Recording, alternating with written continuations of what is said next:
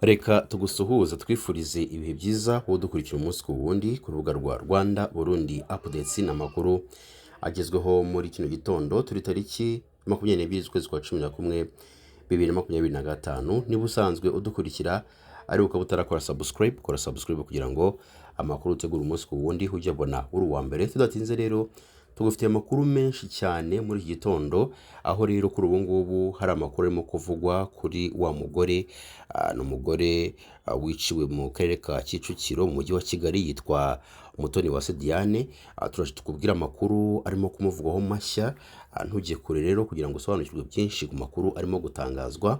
Si yo nkuru gusa turi buvugeho, turagaruka ku makuru arimo kuvugwa mu karere ka Kamonyi, aho rero umusore w'imyaka 25 wo mu murenge wa Gacurabwenge mu karere ka Kamonyi bamusanze mu mugozi yapfuye. Mbere yuko dukomeza n'amakuru yacu, reka twabwire ko tubafitiye amakuru meza ku muntu wese ufite ikibazo cyo kuba yarabuze provisoire.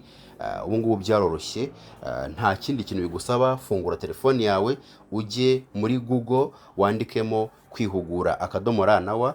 Urwo rubuga urahita urugeraho, ukoremo konti, ukurikiza amabwiriza, urahita ubasha gukora ibizamini byose wifuza ku mafaranga make cyane, hanyuma umenye neza 100% ko ushobora gutsindira provisoire. Ikindi, hariho amasomo menshi kandi yose ni ubuntu.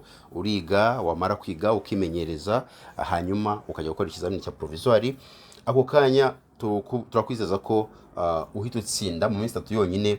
Ni ibintu bimaze kumenyerwa, tumaze gutsindisha abanyeshuri bagera mu 3000, n'abanyeshuri benshi cyane. Nawe rero waba umwe muri bo utanga ubuhamya.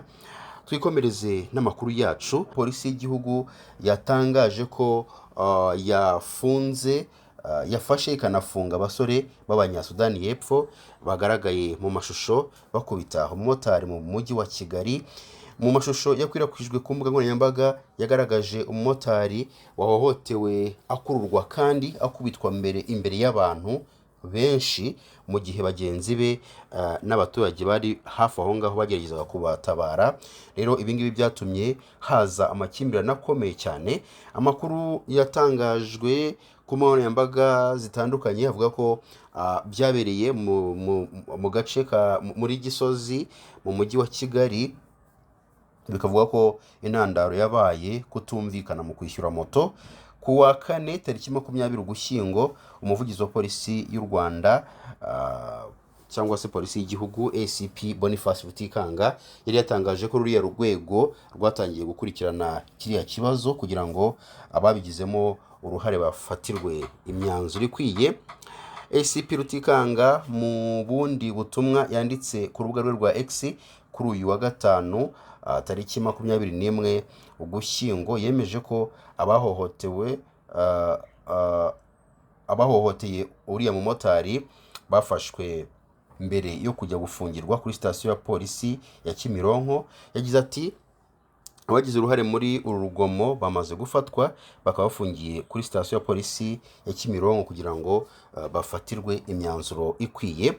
Abaturage bo mu mujyi wa Kigali hirya no hino bamaze igihe kinini binubira urugomo bavuga ko bakorerwa n'abasore b'abanyamahanga baba mu Rwanda, abakunze kugaragara mu majwi cyangwa se kushyirwa mu majwi bakaba barimo Abanyasudani y'Epfo, Abanyagabo ndetse n'Abanyachad. Rero byakomeje bigaragara ko bano basore bakomeza kugenda bafata nabi cyangwa se bagirira nabi abaturage b'Abanyarwanda, cyane cyane abamotari. Mwagiye mubona ku mbuga nkoranyambaga abamotari bagenda bakubitwa, abamotari batanga impuruza bavuga ko barimo kugirirwa nabi n'aba baturage bo mu bindi bihugu baje gutura mu Rwanda, cyane cyane abanyeshuri biga muri kaminuza baje kwiga muri kaminuza.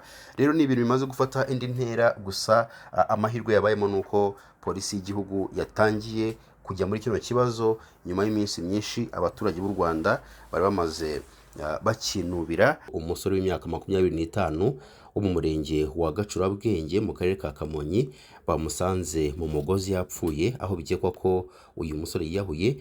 Byabereye mu mudugudu wa Mushimba, akagari ka Kigembe, no ku gicamunsi cyo kuri uyu wa 20 Ugushyingo.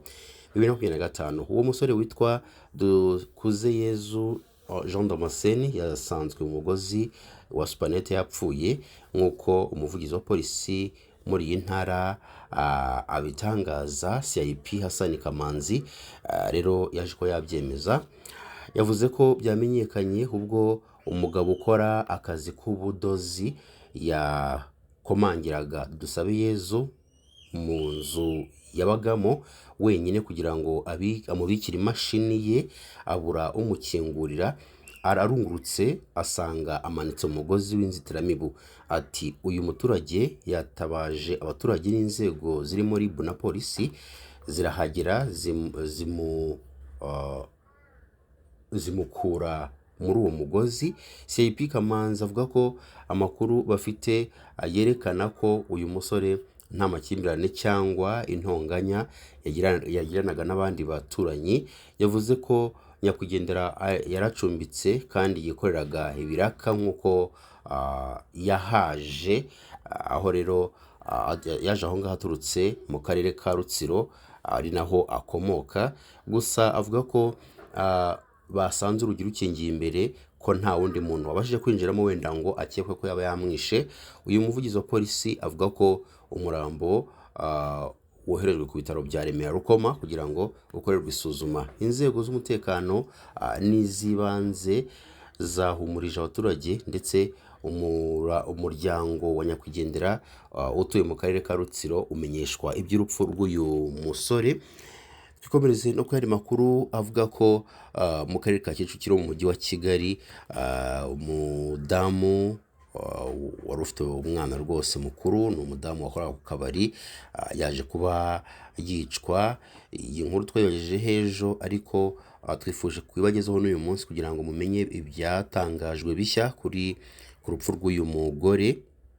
Ni umugore rero yitwa Umutoniwase Diane. Rero nk'uko twabibabwiye ari mu kigero cy'imyaka 24 na 27. Uyu mugore rero kuri ubu ngubu birimo kuvuga ko icyamwishe kitari cyamenyekana, cyangwa se uko yapfuye bitari byamenyekana neza, bitewe n'uko hari umugabo wakoraga mu kabari uyu mugore yakoreragamo. Bivuze ko biravugwa ko uyu mugabo yakodeshaga icyokezo cya muri ako kabari. Rero byabereye mu karere ka Kicukiro mu murenge wa Masaka mu kagari ka Gako. Rero uyu mugore witwa Umutoniwase Diane yishwe ateraguwe ibyuma mu ijosi no mu nda, yicirwa imbere y'akabari yakoreragamo. Rero kuri ubu ngubu nk'uko nabibabwiye ntabwo haramenyekana uko byagenze kugira ngo yicwe, gusa harakekwa umugabo bivugwa ko yakoreraga cyangwa se wakodeshaga icyokezo muri ako kabari. Rero abantu benshi batanze ibitekerezo byinshi ku nkoranyambaga, wenda nituza kubona akanya turaza kugenda tubicamo 5 kuri 5, tugenda tubabwira byinshi abaturage bagenda bavuga ku bitekerezo bagenda batanga ku mbuga nkoranyambaga.